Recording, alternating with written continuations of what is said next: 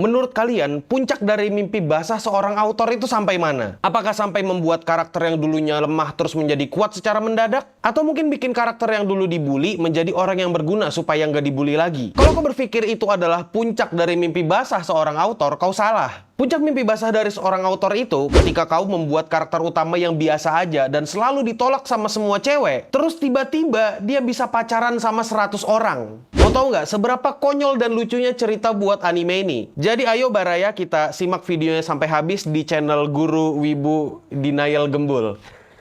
Clean sound. Kalau kau mau tahu judul animenya apa, ya sebenarnya judulnya cukup panjang, jadi siapkan catatanmu dan aku nggak akan ngulang judul animenya lagi. Judul animenya adalah Kimi no Kotoga Dai Dai Dai Dai Dai Sukina Hyaku Nin no Kanojo.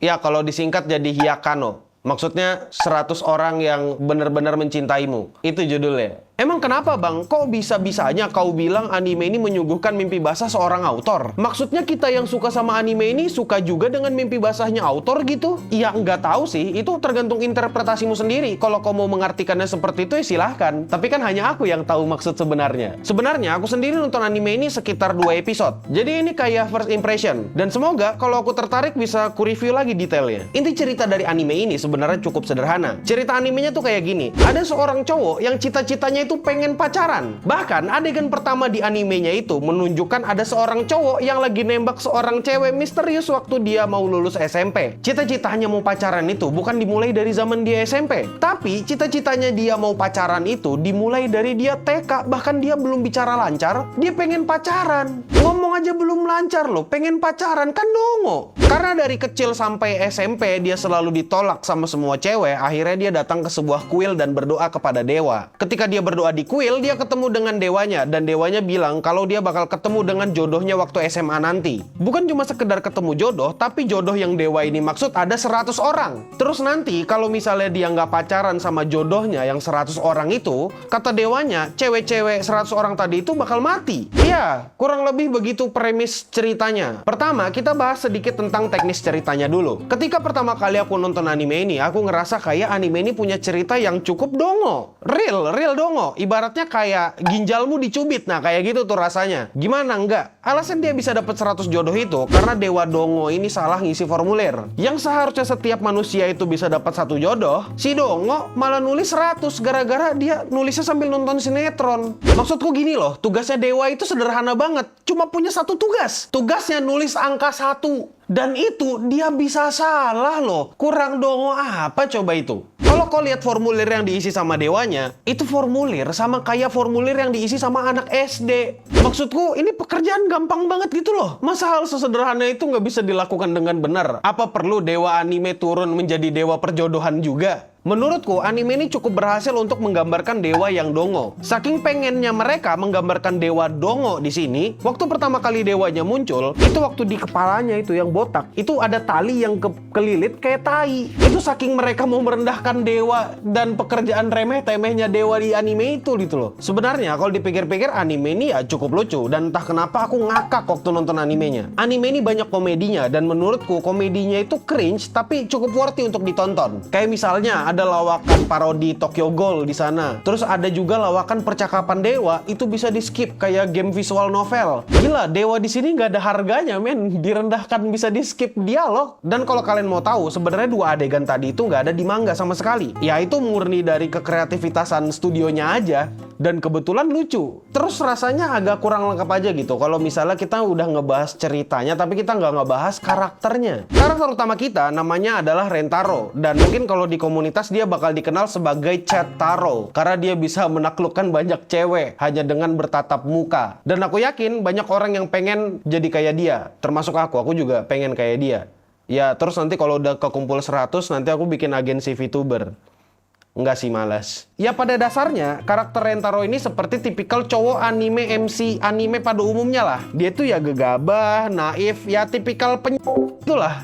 Maksudnya di sini itu dia itu terlalu baik dan dia itu pengen semua orang bisa bahagia. Aku ingin membahagiakan semua orang, aku ingin membuat semua orang tertarik dan bahagia karena aku. Ya tipikal kayak gitu. Kalau ngomongin karakter utamanya yang cowok itu jelas nggak ada sesuatu yang unik. Dan kalau misalnya kita ngomongin haremnya, ya sama, nggak ada yang unik juga. Kalaupun dipaksa untuk mencari apa yang unik dari karakter haremnya, ya yang unik mereka semua dongo. Itu doang. Tapi ya lucu, dongonya lucu. Itu kenapa mungkin aku bisa ketawa gara-gara ya ini, kedongoan mereka. Kayak misalnya tokoh cewek yang rambutnya warna pink, yang kayak di belakang ini ada warna pink gitu. Dia tipikal cewek yang penurut, yang kalau disuruh ini, disuruh itu mau dan iya-iya aja kerjaannya. Dan aku curiga kalau misalnya dia diajak sama tokoh utamanya buat makar, ya kemungkinan dia iya-iya juga. Yang penting tokoh utamanya senang dan mereka bisa berdua selamanya. Meskipun makar kegiatannya kayaknya dia nggak keberatan. Ada lagi cewek twin tail rambutnya warna oranye. Ya dia ini seperti tipikal tsundere pada umumnya.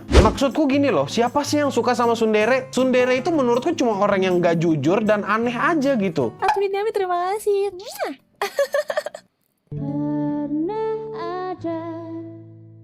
Ya kadang-kadang aku juga suka sama tsundere. Kayak ya bukannya aku nggak suka ya, bukannya aku nggak suka, tapi Dan yang terakhir itu ada cewek yang pendiam terus malu-malu. Dia bahkan gak berani ngomong. Cara dia ngomong ya dia nunjuk-nunjuk kata-kata yang ada di buku. Orang gila. Kalau kau tanya, Bang, karakter yang kayak gitu tuh jarang, Bang. aku nggak mau ngingatkan kau sama satu karakter yang diperankan sama Takahashi Rie. Dia cuma ngomong satu patah dua patah kalimat doang di seluruh anime di satu season itu. Apa nggak kesel?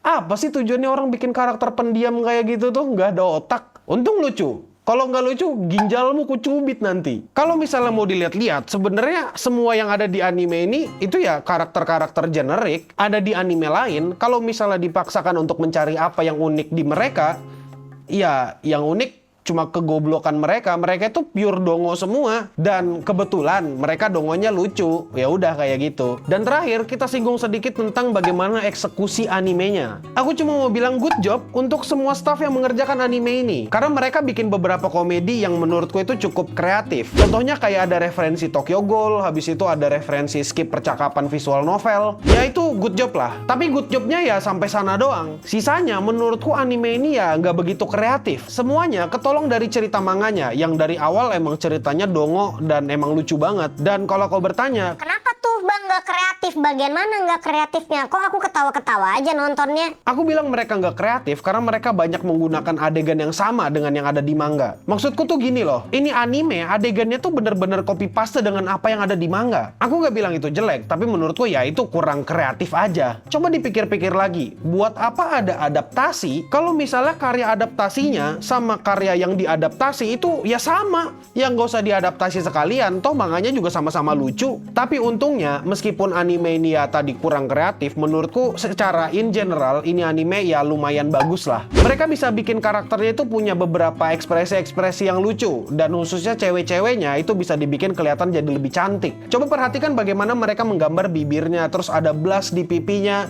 Gila, itu menurutku cukup ya cantik lah, bisa dibilang itu cakep. Rasanya kayak pengen ku edit. Dan terakhir adalah kesimpulan. Kesimpulannya ya anime ini sebenarnya cukup bagus. Jadi kusarankan kalian bisa aja nonton animenya dan gak baca manganya sama sekali. Karena gini loh, aku ngerasa animenya itu bisa mengadaptasi komedi dan bahkan acting karakternya bisa dilebih-lebihkan lewat anime daripada di manga. Dan selain komedinya menurutku lebih sedikit kerasa, kecantikan dari karakter-karakternya dan potensi dari karakter-karakternya itu bisa kelihatan dan lebih menonjol di anime daripada di manga. Itu menurutku ya untuk sampai saat ini ya. Aku sendiri kayak baru baca sampai chapter 10-15 gitu. Dan aku ngerasa ya animenya not bad, dia bagus-bagus aja. Dan aku berekspektasi dan berharap semoga adegan kocak yang ada di manga itu bisa dibikin dengan baik di anime. Karena menurutku sendiri manganya itu ya lucu banget. Aku udah sering gitu ketawa ngakak sampai bengek gara-gara manganya. Ya udah gitu aja.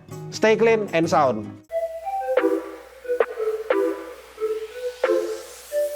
Terus ya, kalau misalnya ada orang yang bilang aku menjelekkan anime ini, bullshit anjir, nggak ada. Ini anime ya emang sebenarnya jelek. Ya emang jelek aja. Kalau misalnya production value-nya dibikin kayak Kimetsu no Yaiba ya, anime ini bakal jadi lebih jelek lagi. Udah, paling bener tuh kayak gini animenya. Ya nggak selamanya yang jelek itu bener-bener jelek lah. Meskipun jelek kan kadang-kadang ada sedikit pesona yang bisa terlihat gitu. Kayak